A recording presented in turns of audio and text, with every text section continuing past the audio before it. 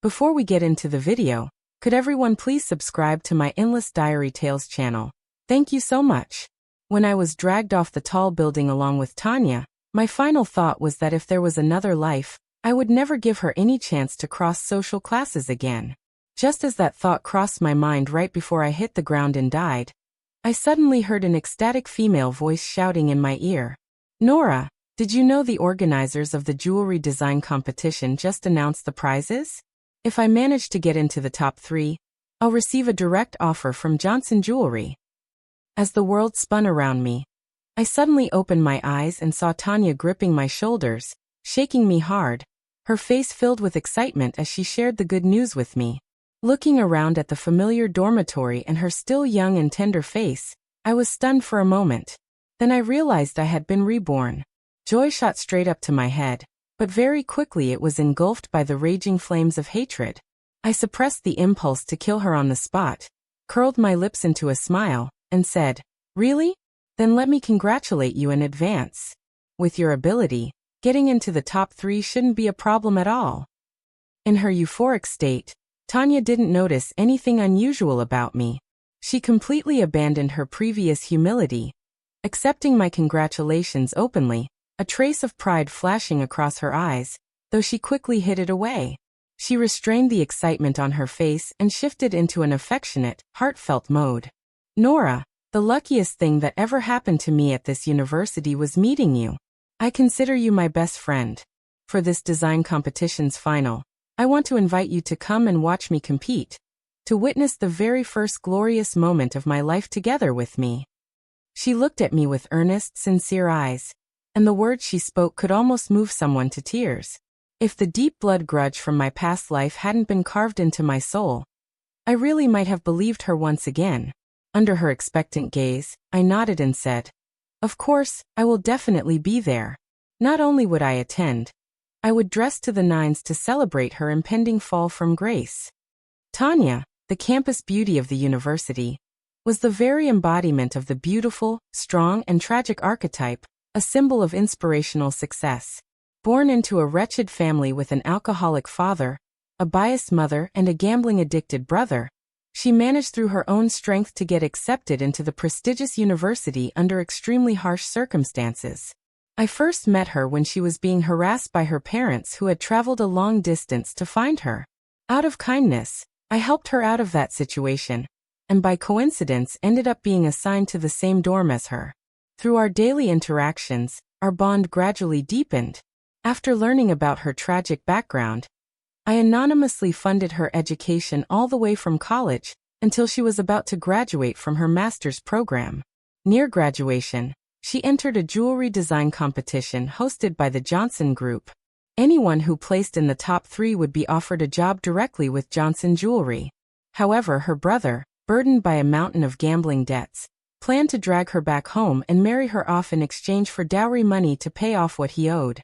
On the day of the competition finals, he sneaked backstage and attempted to swap out Tanya's USB drive containing her competition designs. I happened to run into him purely by chance, realized something was wrong, and managed to stop him in time. Later, without any surprise, Tanya won first place in the competition and smoothly entered Johnson Jewelry with $1 million annual salary, finally severing herself from her blood-sucking family. Over the next few years, with me quietly paving the way for her behind the scenes, she easily broke into the upper-class social circles, became a favorite among wealthy socialites, and rose to the ranks of top jewelry designers, successfully completing her leap into a higher social class. Tanya used to say, "Nora, meeting you was the greatest blessing of my life. You are my guardian angel." But how did she repay me? When my grandmother, who had immigrated abroad, fell seriously ill, I had to travel frequently between 2 countries. Worried about my young daughter, I entrusted her to Tanya to watch over. Yet she used that opportunity to seduce my husband. On one occasion, my husband took our daughter on a trip to Thailand, and Tanya happened to coincidentally be on a business trip there, too. During the trip, my daughter accidentally discovered their affair. To prevent her from telling me the truth, Tanya went so far as to arrange for someone to have my daughter kidnapped and trafficked to northern Myanmar. When the incident came to light, heartbroken, I confronted her. You watched Een grow up. Other than me, the person she trusted most was you. How could you be so heartless? Facing the grief and fury of a mother who had just lost her daughter, Tanya showed not the slightest bit of guilt or remorse, not even a shred. Instead, she self-righteously said she had a congenital heart defect anyway. Living would only mean endless suffering. Wouldn't it be better for her to be freed early? This way, you wouldn't have to be forcibly tied to Jason anymore, and I could finally be with him, just as we were meant to be. Isn't that something to be happy about? I couldn't comprehend how she could say something so cold and cruel. Rage surged uncontrollably inside me, and I dragged Tanya with me as we plunged from the tall building, determined to take her down with me. But was that really enough to avenge my daughter? No. Now that I had another chance at life, I would make sure everyone who had hurt my daughter paid their debts in blood. After leaving the university, I couldn't wait to drive straight home. When I pushed the door open, I saw a man in loungewear clumsily trying to prepare a bottle of formula. His inexperience showed. Milk powder was spilled all over his clothes. Hearing the door open, he turned around, scratched his head awkwardly and said, "Honey, you're back." Expressionless, I took the bottle from his hands and said, "Let me do it." I washed, sterilized, and prepared the formula in one seamless motion. Jason followed me step by step, clearly flustered. Seeing the dark look on my face the entire time, he nervously tugged at my sleeve, trying to coax me. "Honey, don't be mad. I'll get better at it. I promise." Before he could even finish his sentence, I jerked away violently as if he were something filthy I couldn't bear to touch. Jason froze on the spot, his outstretched hand awkwardly retracting, his dark eyes filling with guilt and panic. He looked so pitiful that it was almost laughable. This was the first year of our marriage. Back then, he still loved me deeply. In the past, I never would have had the heart to treat him like this. But now, I had returned from the future. If I hadn't lived through it myself, I wouldn't have believed that a love once so strong could end in complete destruction, in mutual betrayal and bloodshed. Until eventually, he even allowed his mistress to kill his wife and daughter just to set himself free. The longer I stayed silent, the more anxious Jason became. In this relationship, he had always been the one at the bottom, living in constant fear that I might abandon him at any moment. Even the smallest unconscious gesture from me could shake his entire world. In my previous life, I had carefully protected him, but now he was my weapon of revenge. After a long pause, I finally snapped out of my thoughts and shook my head. "It's nothing. I'm just tired." "Is it something at work?" he asked tentatively. Hearing him say that, I went along with it and said, "I made a bad decision. There's a financial crisis. If no new funds come in within a week, Johnson Jewelry might go bankrupt." By the end of the sentence, I was nearly crying. Jason secretly breathed a sigh of relief, then carefully pulled me into his arms. "Don't worry, I'll figure something out for you." True to his word, within a week, he handed me a bank card. "Honey, I sold everything I had under my name. I managed to gather this much. I hope it helps." "You're the best," I said, forcing down the nausea rising in my chest as I kissed him, pretending to be moved. Just in time for the jewelry competition finals, I decided to invite Jason to attend with me to thank him for his timely support. He was naturally thrilled. After all, ever since we started dating and got married, I rarely brought him along to public events. Just like in my past life, I first went backstage to find Tanya. As I reached the entrance to the lounge, someone suddenly dashed out in a panic and bumped into me. Instead of apologizing, the person kept his head down and hurried away.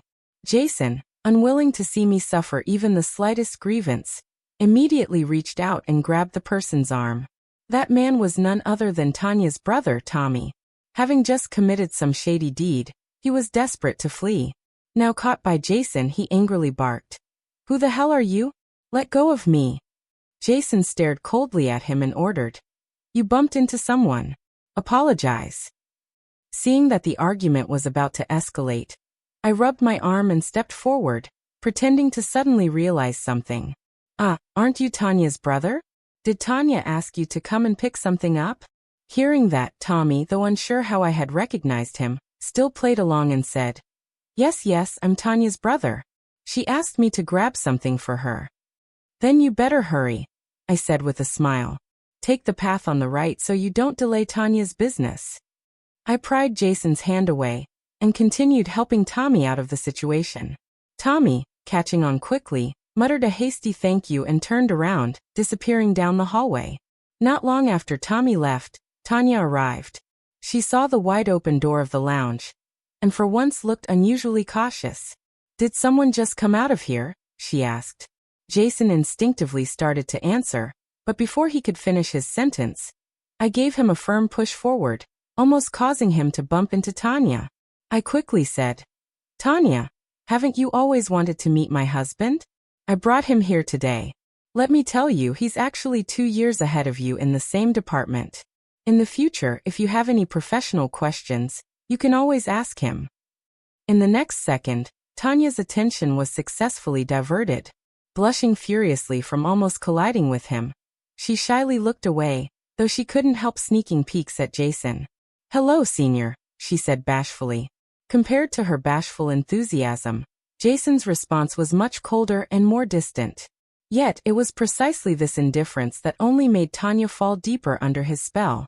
She looked like she wanted to say something more, but just then, Jason's phone rang. He made an apologetic gesture and stepped aside to answer the call.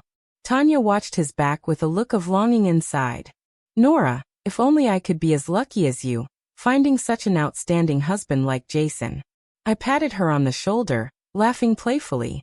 Once you start working at Johnson Jewelry, you'll find plenty of men like that. But Tanya immediately and fiercely objected. It's not the same. Jason is one of a kind. Realizing how inappropriate her words sounded, she hurriedly tried to explain. Nora, I didn't mean anything by that. I get it. I interrupted, smiling calmly. Aren't you about to compete? You should hurry. Tanya stared at me for a moment, trying to read my expression. Only after confirming that my face was as calm as ever did she finally breathe a sigh of relief and head toward the competition hall. I watched her leave, my eyes growing colder. So what if it was a man? If you want him, I'll gladly gift him to you. But you'll have to meet in hell. This jewelry design competition was a national event hosted by Johnson Group in collaboration with the country's top jewelry companies. It attracted widespread attention both within and outside the industry. Tanya, as one of the star contestants, had been the center of attention from the start. From the preliminary rounds to the semifinals, she had always ranked first, and it seemed only natural that she would take the championship again this time. In my previous life, she did indeed win. But this time, things might not be so certain. Soon, the host called Tanya's name. She confidently walked onto the stage and handed over her USB drive to the staff. They inserted it into the main screen system for her presentation. Tanya began. The theme of my final design is forbidden love, inspired by the story of Oedipus. But the moment her PowerPoint opened, a gasp swept through the audience. In an instant, Tanya felt a surge of dread. She whipped her head around to look at the big screen, only to see an explicit set of private photos of her and her brother Tommy displayed in full view. In a flash, all the color drained from Tanya's face. Her knees buckled, and she collapsed weakly to the floor. What's going on? Isn't this supposed to be a jewelry design competition? Why is Tanya showing something like that? Unbelievable. The crowd erupted in shocked murmurs and whispers, their eyes filled with disgust and disbelief. The once pure and innocent campus belle turned out to be so wild behind closed doors. Look at that posture. No amateur could pull that off.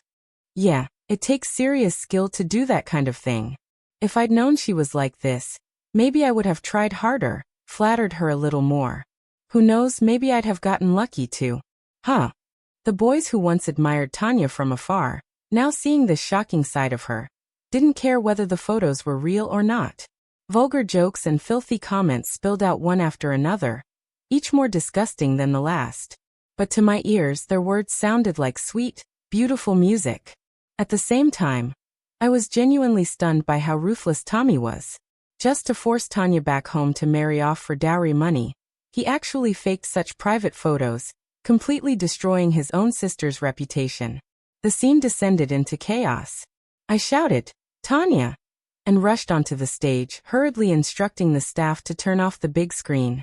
I then supported Tanya, who was utterly shell-shocked, and guided her backstage to rest. The blow was too much for her. Tanya remained dazed for a long time. "Here, have some water," I said, handing her a cup of hot water. But Tanya suddenly grabbed my arm with both hands, her nails digging so hard into my flesh that I winced in pain and frowned. The cup slipped from my loosened grip and shattered on the floor with a loud crash. I instinctively struggled to pull away, signaling for her to let go, but she was like someone possessed. Her bloodshot eyes stared at me fiercely as she shouted, "Nora, you're the only one who's ever seen what my USB looks like. Tell me, was it you? Did you swap it on purpose to frame me? Tell me." By the end, Tanya was screaming hysterically, her voice full of anguish and rage. I glanced down and saw where her nails had dug into my arm, leaving it pale and bloody from the pressure. It showed just how much force she had used. Tanya was truly the textbook definition of ungrateful. Even now, I had treated her kindly, yet she repaid me by imagining the vilest things about me. Suppressing the burning pain in my arm, I spoke coldly. "Then tell me, Tanya, what motive would I possibly have for doing that? Aside from a bit of talent in design, what else about you is so valuable that I would go through all this trouble to frame you? Your leeching, parasitic family, or your overly fragile, hypersensitive pride?" Both points hit Tanya's sore spots directly. They were taboos in her heart, untouchable wounds she refused to acknowledge. Now having them exposed so brutally, she felt utterly humiliated. And finally, a shred of clarity returned to her mind. When she saw the bloody finger marks on my arm, Tanya's face twisted, almost as if she wanted to bite her tongue off in regret. She immediately apologized. "Nora, I'm sorry. I was just too anxious. You know how important this competition is to me. It must be someone jealous of me who sneaked into the lounge and tampered with my USB." Tanya's mind worked fast. In an instant, she guessed the truth about 80 to 90% correctly. But unfortunately, she still thought I was the main suspect. I sneered inwardly but outwardly smiled gently and said, "All right, I'll help you check." I immediately requested an investigation to see if anyone suspicious had entered recently. The person in charge quickly replied that all personnel entering the competition venue had been thoroughly screened and registered, meaning no outsiders had slipped in. Tanya refused to believe it. "What about the surveillance cameras? The ones outside the lounge?" The person in charge looked awkward and said, "The cameras were broken." "Broken? You expect me to accept that excuse?" Tanya snapped, her voice sharp. "This is your negligence. I demand a proper explanation, or I won't let this matter go." The person in charge stammered, apologized profusely, and after much coaxing, barely managed to calm her down. On the drive home, Jason, who had been silent the whole way, suddenly asked, "Why didn't you tell Tanya that her brother had been there?" At his words, my hand paused briefly on the steering wheel. Then I smiled faintly and said, "There's no need."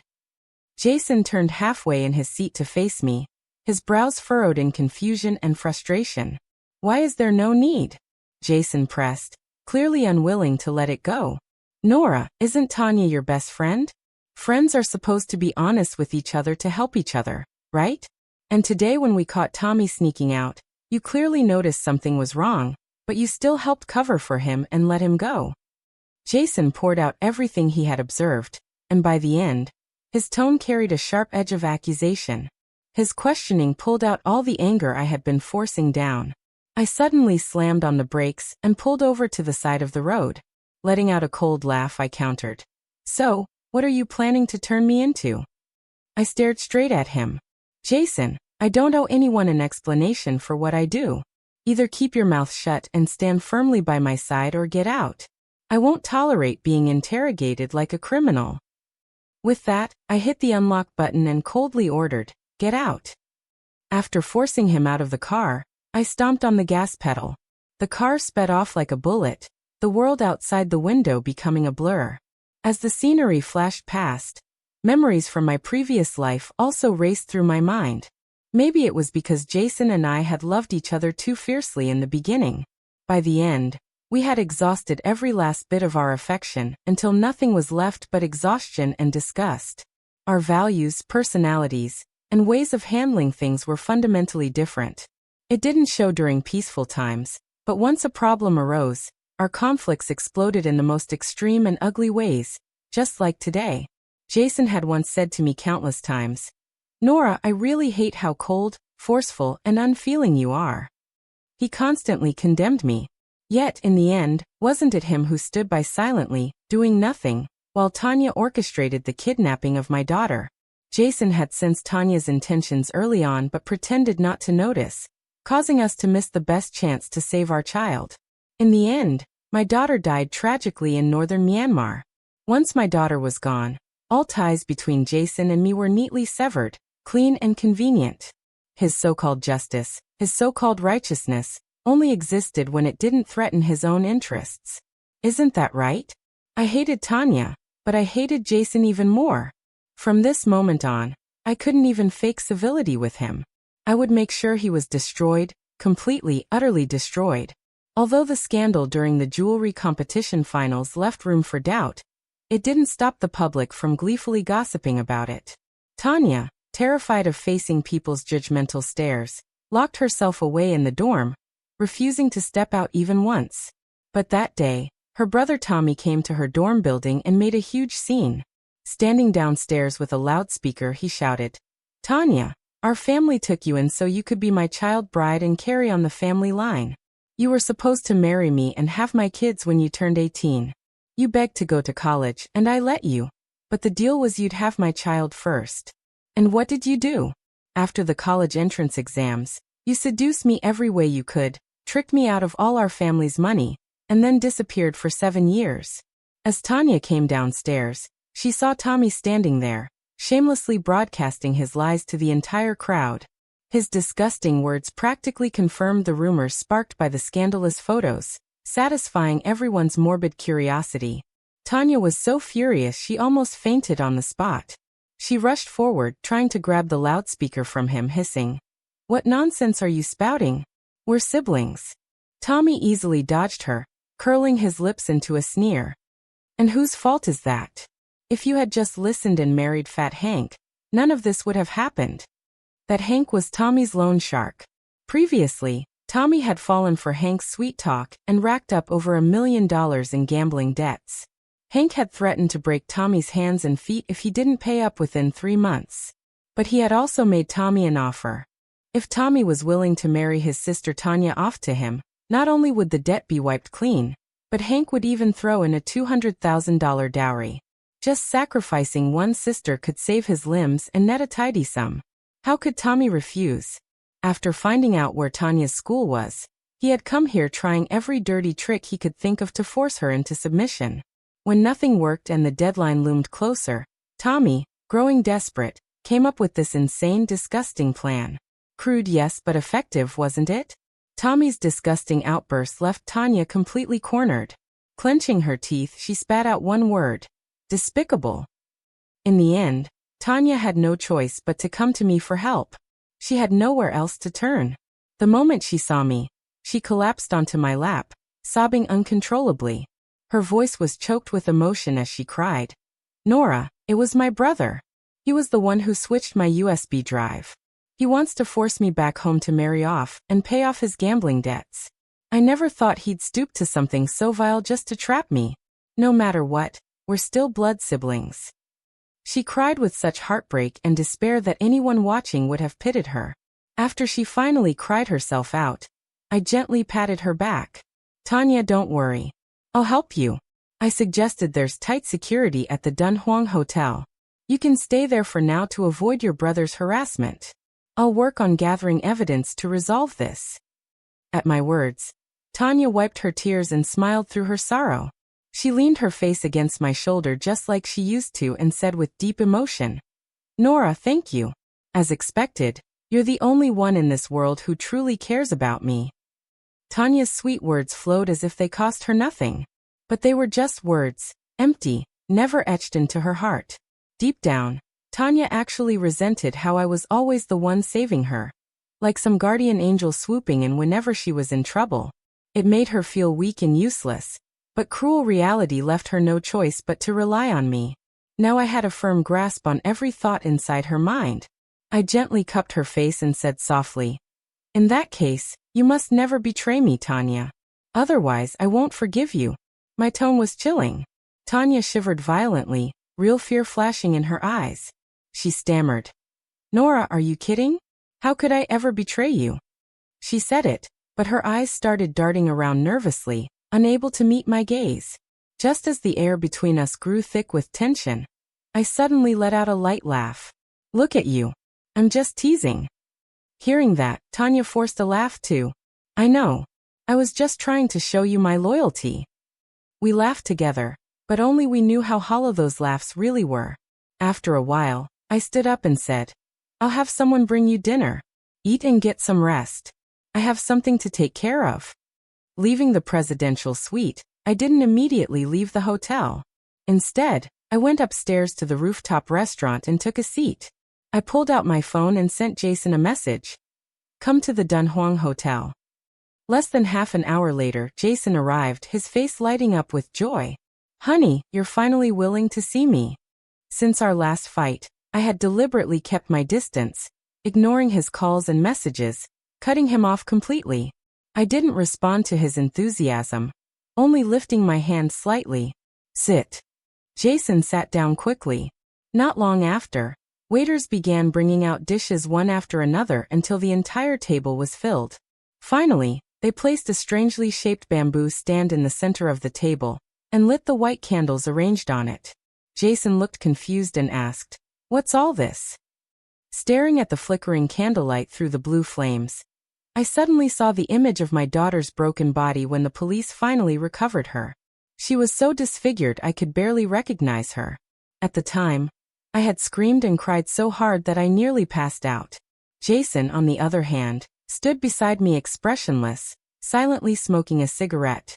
When he finished, he coldly stubbed it out in a trash can and said, "Burn her quickly. It's disgusting." His voice was so detached, so indifferent, as if it wasn't his own daughter who had died. "Honey," Jason called again, seeing that I hadn't responded for a long time. His voice was tentative, filled with concern. I snapped back to reality and met his worried gaze. Smiling faintly, I answered, "A candlelight dinner." Then I stood up and personally poured him a glass of red wine.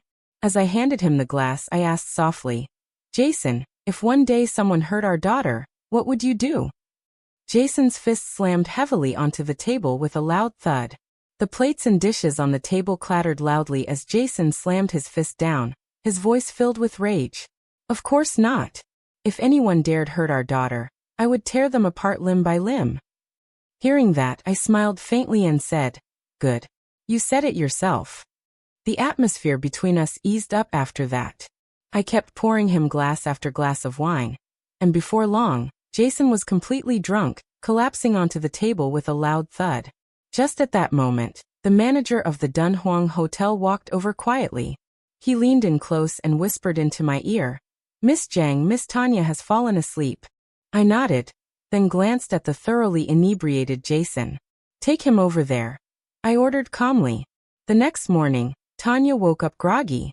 Every muscle in her body ached, and there was a sharp, tearing pain between her legs, as if she had been run over by a truck. She wasn't naive. She knew exactly what that pain meant. Gritting her teeth, Tanya grabbed the bedside lamp and glared venomously at the man whose back was turned to her. She was ready to smash his skull the moment he moved. But when the man turned around, revealing half of his handsome face, Tanya's anger turned into stunned joy. "Jason," she cried out. Jason woke with a start at her shout. When he opened his eyes and saw Tanya lying beside him, he froze completely. "Why are you here?" Following his gaze, Tanya looked down at herself. Her exposed collarbone and chest were covered in red marks, proof of how intense last night had been. Her cheeks instantly flushed crimson. Lowering her eyes in embarrassment, she whispered, "Jason, let's pretend none of this ever happened. Okay? If you dare breathe a word about it, I'll never forgive you." Jason hurriedly wiped away the traces left on his body, pulling on his clothes as fast as he could, practically fleeing. The flicker of hope Tanya had felt just moments earlier was snuffed out completely. She clenched her fists in frustration, a cold sneer rising at the corners of her mouth. At the same time, a heavy sense of unease weighed down Jason's heart. He couldn't shake the feeling that something terrible was about to happen. His hand trembled slightly as he grabbed the doorknob. And sure enough, the moment he opened the door and saw me standing there, that ominous feeling exploded. "Baby," he said weakly. I slowly raised my head, the corners of my lips curling into a faint, cold smile. Jason's forced calm shattered instantly. He reached out instinctively to grab my hand. "Honey, listen. I can explain." Before he could even touch me, I shoved him away mercilessly. I strode straight into the room, and behind me a swarm of reporters poured in. Hearing the commotion, Tanya, still sitting on the bed, called out instinctively, "Who's there?" Before she could even react, there was a sharp crack. A resounding slap landed across Tanya's face. She raised her head in shock, about to yell at me, but I was faster. My expression turned cold and mournful, my eyes shining with the pain of betrayal. "Tanya," I said, my voice trembling with righteous fury. "I treated you as my best friend. I brought you here out of kindness to help you escape your brother. And you repay me by sleeping with my husband." The anguish and rage of 2 lifetimes burst out of me like a dam breaking. I couldn't hold it back any longer. I slapped her again, harder this time. "You filthy," I spat through gritted teeth. "You can't even hold on to the most basic shred of morality. No wonder you were capable of committing incest with your own brother." Tanya clutched her burning cheek, her eyes wide with disbelief. "You're lying." "It's not." But I didn't give her a chance to explain. Without another word, I turned and strode out the door. "Norajang, stop right there!" Tanya screamed, scrambling off the bed. "Explain yourself." But before she could catch up to me, she was surrounded by the horde of reporters. "Miss Tanya, did you orchestrate this whole scandal?" Caught in the flashing lights and microphones, Tanya was once again thrust into the center of a public storm.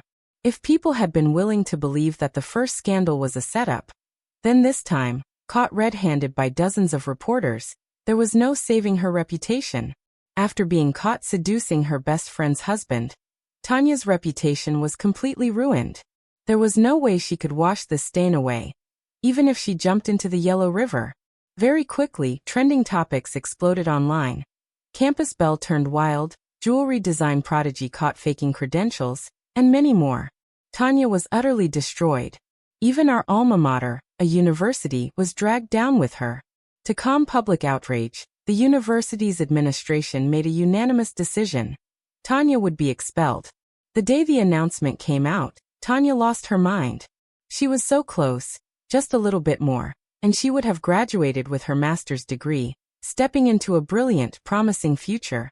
But now it was all gone in an instant. The blow came too suddenly, too fiercely. Tanya couldn't handle it. In her despair, she jumped out of a window. Luckily, a canopy below broke her fall slightly, and she barely survived. When she was rushed to the hospital, I received a call. "Hello, is this Miss Nora Jiang?" the nurse asked. "Yes, what's the matter?" I replied, sensing something was wrong. The nurse explained. "It's like this. Your friend Miss Tanya attempted suicide. She had listed you as her emergency contact. If you're available, could you please come to the hospital?" After the call ended, I sat frozen for a long time.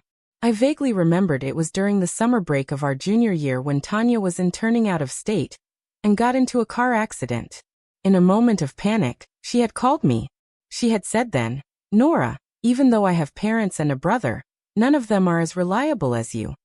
Since then, she had listed me as her emergency contact. Every time something happened, I was the first to rush to her side. Thinking back on it now, it was truly ironic. How could someone hate you so deeply, yet still pretend to cherish you so sweetly? When I arrived at the hospital, Tanya had already passed the critical stage. But the moment she saw me, her eyes filled with raw hatred. She screamed, "Nora Jiang, what the hell are you doing here? Get out!" Her entire body radiated rejection and resentment toward me. Seeing that, a thought flickered through my mind. I took a few steps closer to her hospital bed, looked down at her, and said coldly, "What else? Of course, I came to see your downfall. Tanya, you spent over a decade putting on a pitiful act in front of me. Finally climbed to the top, stole my husband, and murdered my daughter. And now you woke up only to find everything gone. Not a good feeling, is it?" At my words, Tanya's face stiffened for a split second before twisting with hatred. She glared at me and spat viciously. "Don't get cocky, Nora. If I could come back, Jason can too. He'll come and save me. Once he knows what you did to me, he'll never forgive you." My heart skipped a beat. So Tanya had been reborn too. But that was fine. It was even better. Having once tasted the heights of success, falling into despair would hurt her that much more this time. Facing Tanya's guarded, hateful stare, I smiled and said, "Don't count on Jason coming to save you. I won't give you that chance." As soon as I finished speaking, I clapped my hands lightly. The door swung open, and Tommy walked in, smiling obsequiously at me. "Miss Jiang, thank you for taking care of Tanya all these years." I curled my lips into a faint smile. "We were friends once. No need to thank me," I added meaningfully. "But Tanya's been through a terrible blow this time. Once you get back home, you should help her find a good man to marry. Once she has a husband and children, she'll have something to hold on to. She won't have time for reckless thoughts." My words struck right at the core of Tommy's desires. His face lit up with excitement as he agreed repeatedly.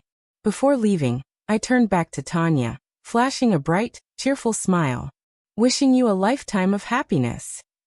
The next day, Tanya and Tommy boarded my private jet and were flown back to their hometown. By then, there were only a few days left before Tommy's deadline with Fat Hank. Tommy wasted no time delivering Tanya back to their hometown. Having finally secured his beauty, Fat Hank couldn't wait any longer. That very night, he tried to force Tanya into consummating their so-called marriage. But Tanya fought back with everything she had. Seizing an unguarded moment, she bit him, almost severing his most vital part. Fat Hank was enraged. Whatever faint tenderness he might have once had evaporated completely. From that night on, Tanya's life turned into a hell of beatings. Small ones every 3 days, savage ones every 5. Meanwhile, I kept a close eye on Jason. Just as Tanya had said, if I could be reborn, so could he. To be fair, Jason was an extremely extreme person. When he loved you, he could pamper you to the heavens, humble himself without limit. But once that love was gone, he would strip everything away without hesitation, throwing you into hell with brutal coldness. I had already experienced his ruthlessness in my past life. This time around, I wouldn't give him any chance to strike back. Thus, I crushed him completely, destroying every person and every opportunity connected to him. Until one day Jason stood before me, crying with grievance and despair, asking, "Nora, what did I do wrong to deserve this?" At that moment he still loved me deeply, but I turned my face cold and heartless, pushing him into agony without mercy. "You want to know why?" I said, my voice icy as death. "Go die. Then you'll understand." And just like that, Jason really did go and try to die. I had predicted he was reborn too, but he botched his suicide. He went too far. And when they found him, he was already on the brink of death. In other words, Jason had just been reborn, and now he was dying again. I went to see him one last time. 2 lifetimes of memories and emotions tangled painfully inside me. But in the end, even after everything, a small part of me still chose love over hatred. Jason lay there barely breathing, a ventilator mask over his face. Summoning the last of his strength, he moved his lips and whispered, "I'm sorry." It was rare to hear him apologize, but I couldn't accept it. The damage had been done. There was no forgiveness left. Jason saw the answer in my eyes, saw it clearly. His chest heaved a few times, his legs jerked straight, his eyes widened, and he died full of regret without peace.